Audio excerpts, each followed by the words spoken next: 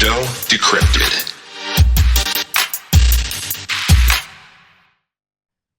As you've come to know about our show here on Tuesdays, we love to decrypt some of the bigger topics in the space so we can give you a better understanding, get you from beginner to intermediate to expert along your crypto journey. And this week is no different because this week we are talking about the subject of airdrops.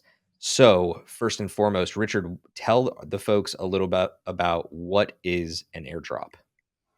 An airdrop, very simply, is when you are given something for free in a wallet address. So, for an example, an airdrop that has happened in the past, actually very recently, and which we'll get into a little bit later. If you got one of the ENS tokens recently, then you had been airdropped their governance token. Another one that happened was we've been talking about the Bored Ape Yacht Club a lot. If you owned a Bored Ape yacht, they literally airdropped you a Bored Mutant, which the floor price on that from day one when it came out was roughly $16,000. So literally for you owning one, you immediately got airdropped this thing that you could immediately sell for like 16 grand. So the idea of an airdrop is that for being one of the first or for being a faithful user or what have you, the people within that project want to reward their community for being one of the first or for being our participants to help build out their ecosystem, and they reward you with something that's valuable that you can immediately sell on the open market for a profit. And those are airdrops. Yeah. And again, it's like it's participation, it's early user adoption, like things like that. So in this whole airdrop landscape and how it's developed, there are a few projects that have gone really, really well. There have also been a few projects that have gone really, really bad. So when we look across this landscape, especially in the ones that have gone really, really well and that are larger, it's not uncommon to see like a 5-figure airdrop. Yeah. So it's kind of a testament to like why you should be involved in some of these like early projects. You know, the first one that Richard had mentioned that went well was the Bored Ape Yacht Club. And in Bored Ape, like if you were a user and during the time that they took their snapshot of all the wallets that held Bored Apes, they dropped you what was called a serum. And that serum could be used to mutate your ape. That's how it went. The rollout of it was flawless. Like everyone was super stoked about it, so much to the point that like mutant apes are at a ridiculous ratio right now of apes to users. Like I think that we're pretty close to a 2-to-1 ratio in that regard right now. But that was an airdrop that went really, really well for them. Most recently, you had the ENS airdrop, which is the Ethereum name service, so like domains for Ethereum. They did their airdrop for users that had registered the domain properly and attached it to a wallet address and were registered for a period of time. Like the amount that you got scaled based on that. That was a really successful one. Most users at the very low end were talking about like, I think it was something like 12K equivalent. Yeah. But again, why did they do that? Because you have two very different concepts here, right? You have NFTs airdropping and you have protocols. ENS did their airdrop because they wanted to further decentralize their organization and give governance as like the purpose of their token. So interesting there, whereas Bored Ape is literally just rewarding early users.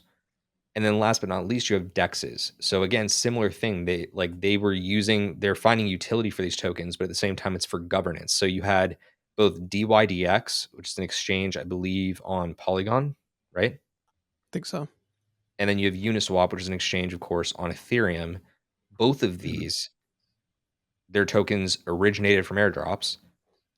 And I don't even want to try to do the math as to what that return would be right now on Uniswap.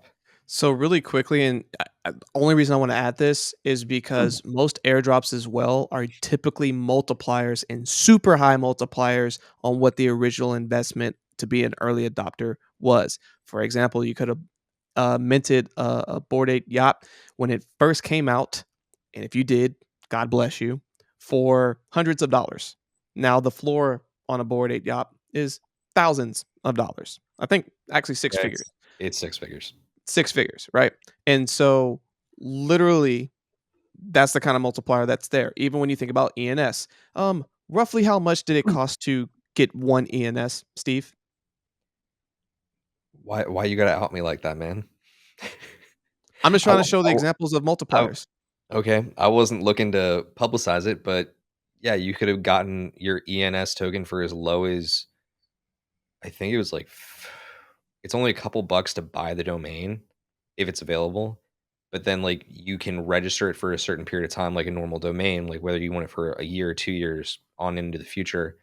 Um like I think like out to 100 years or something like that. It's silly. Yeah, And insane. if even if you got like out to like 50 years, I think it's like only 250 bucks.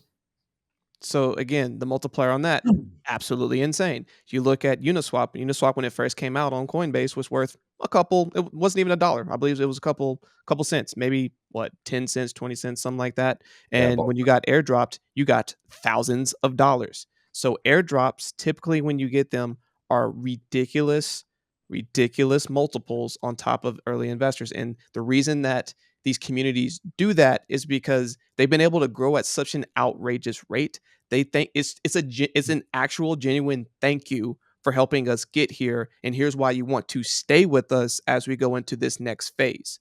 So like, you got to think about that. Like, why would someone be willing to give away that much money back to their original community? And it's going back to the value that a lot of these communities are trying to be value based and are trying to be value driven and show why you want to grow to that next phase. For example, you to become $1 billion company, you have to really see it as something that's going to be here and keep going into the future and keep trying to take over the market caps of like the Ethereums and everything else. But like the only way that you really get there is for there to be hype, for people to be excited, and for others to want to join that ecosystem. And what better way to do that than to reward early adopters? And so usually your early adopters are the ones that are getting these airdrops. And that's why it just made sense to talk about airdrops today, because everyone gets excited about them, but a lot of people don't necessarily know like how you even get involved. And there's a ton of really bad examples of airdrops as well. So how about we look at some of those? I just want to give one quick perspective because, like, again, the ENS airdrop is a great example, but like perspective on the Uniswap drop, I just looked it up. The all-time registered low for Uniswap token was registered on September 17th of 2020 at 41 cents roughly. And if you were able to sell that at the high, which was May 3rd of this year, because it has not yet recovered to that level, it would have been 100x. It was trading at $44.97. That's insane. So, like, perspective is everything. But again, you have to keep in mind you didn't buy Uniswap's token for like 40 cents. You got Uniswap's token for using the protocol, right? So, perspective is everything. It's like you're using the protocol early, you're buying an NFT, you're getting a domain. It's that type of stuff. So, we're going to get into that a little bit more. Snare drops that tanked like really bad. I My favorite is Flare Network because some people say that like it's still in process, like we're gonna get it like no. Flare Network was the airdrop on XRP that never happened. They basically hyped this up that like they were gonna drop these tokens to users, and then they talked about it more, and then they talked about it more, and then the lawsuit happened, and then they talked about it less, and then they talked about it less, and they started talking about it more, and now we're just still in limbo. Um, Airdrops that tank are ones that build too much hype and then don't execute. The other version of an airdrop that tanks, I'm gonna let you talk about. This is called bad publicity. It's bad PR. It's bad. Just It's bad. so it's just bad. There's not so much many more words I could use other than how disappointing this was. So first of all, if you owned a Ledger wallet and at a certain time and you had Ethereum in it, basically what these people did was they found these people who own Ledger wallets and addresses, and they just airdropped them these kick tokens. I think most people got like 800,000 80. It's just a bunch of eights, 88888. And so it wasn't worth like a ton of money. It was just in there chilling, doing its own thing. All of a sudden, you wake up one day and it's worth like a lot more. It's worth it, 10,000 up more. And when you would try to go and get it, turns out the day that it made that jump, that they basically burned all of those tokens because you had to take that token and then you were supposed to convert it to version 2.0 and you had a certain date to do it. Now, the only way that you would have known to do that was if you were active in their Telegram channels or following their Twitter or what have you. But again, people got airdropped this random token that they'd never asked for and didn't really have a reason to look into it. And then it's of course, as soon as like that happened, everyone at the exact same time went looking. Everyone joined their Telegram channel. Everyone joined their Twitter, did all this stuff. And so they got this giant wave of people. But not only were these people joining, they're also very, very, very mad because they realized that they couldn't get it. So it kind of looked like it was just a bad PR play. And again, like it's just unnet like don't give someone value and then just take it away with like just to like play with people's emotions like that. You want to talk about the ultimate way to like kill your brand before it even starts? Piss off a ton of people simultaneously all at the exact same time, and then give a really bad excuse when you then join their channel to get an explanation of what happened. Yeah, I mean, you couldn't have said that one better. And again, like I think the major issue with Kick was the contract migration.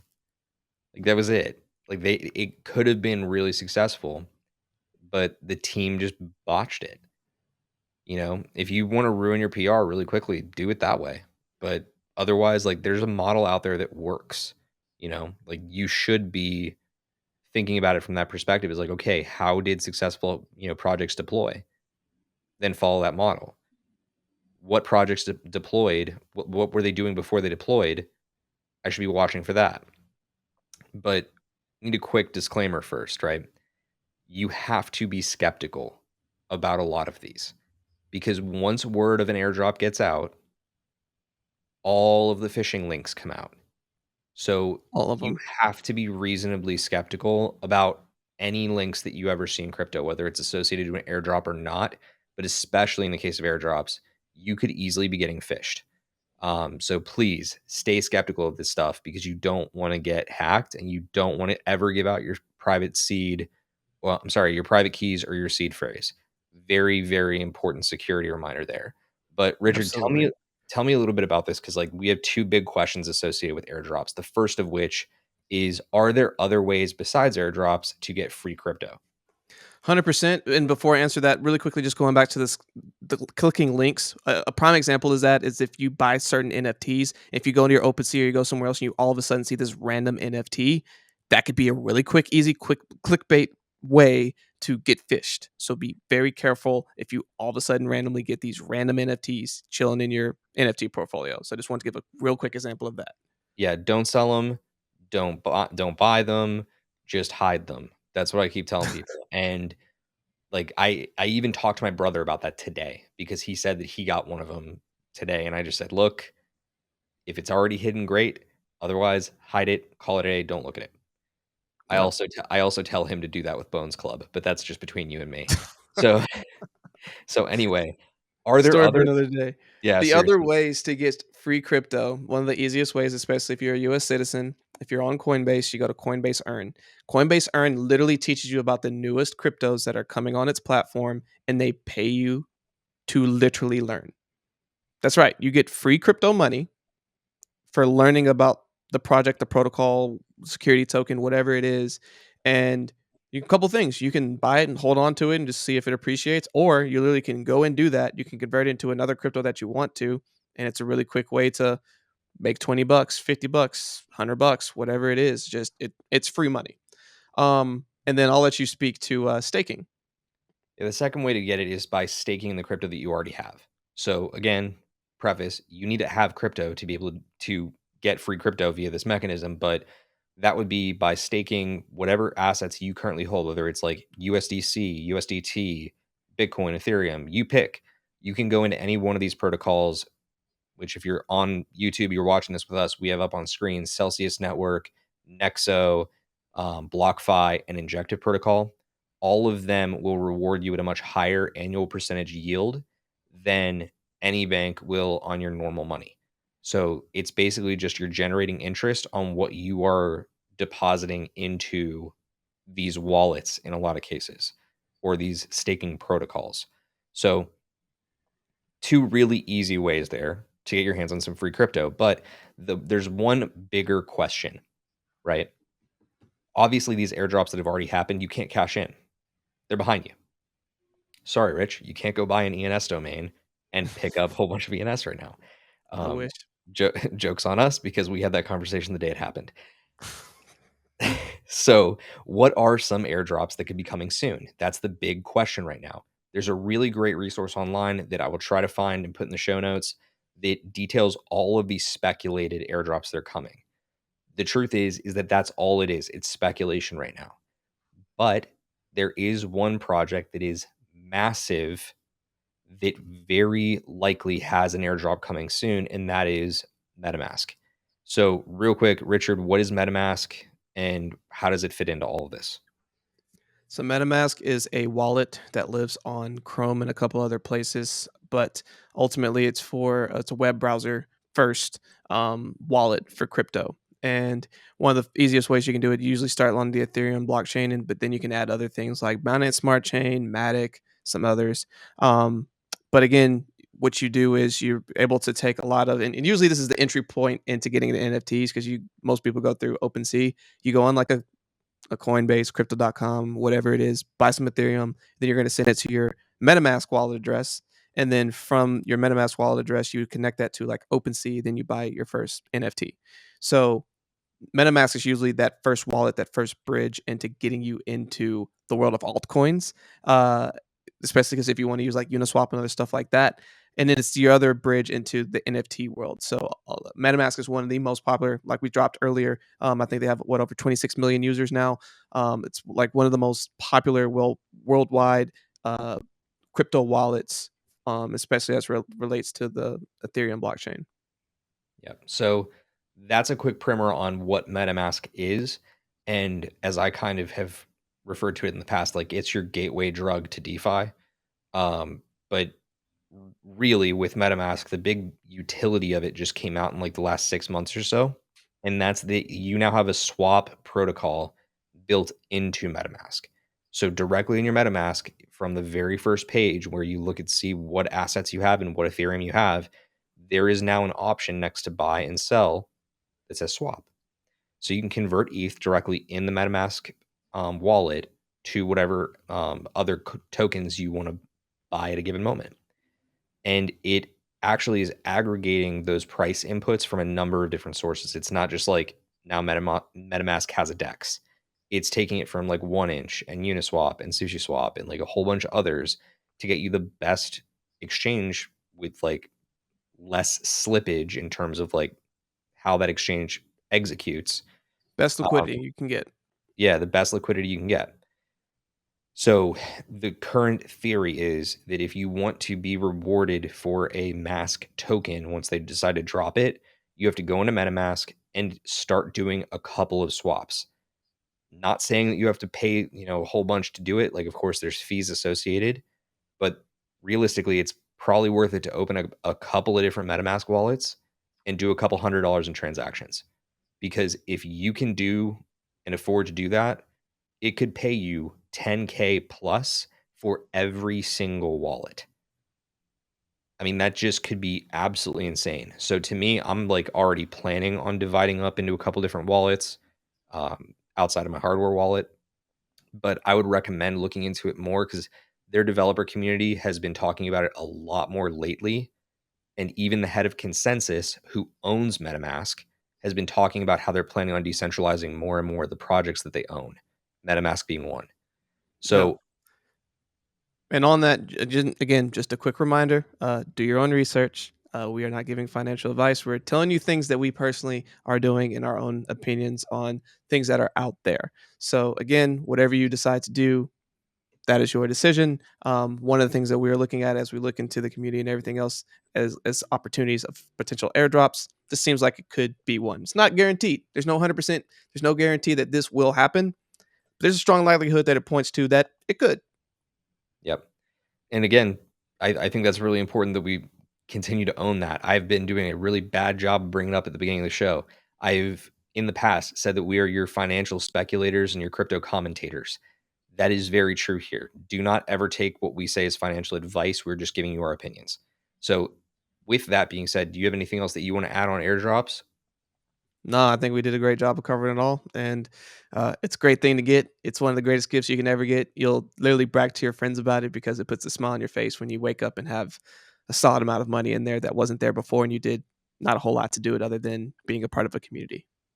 Yep, absolutely. Well, look, that's going to do it for Crypto Decrypted then. Again, if you want a specific topic covered on Crypto Decrypted, drop us a comment. We would love to hear what you want to hear from us and give you the information that you want to learn more about. You can always get in touch with us via the comment section or in the chat. So, again, that's going to do it for Crypto Decrypted.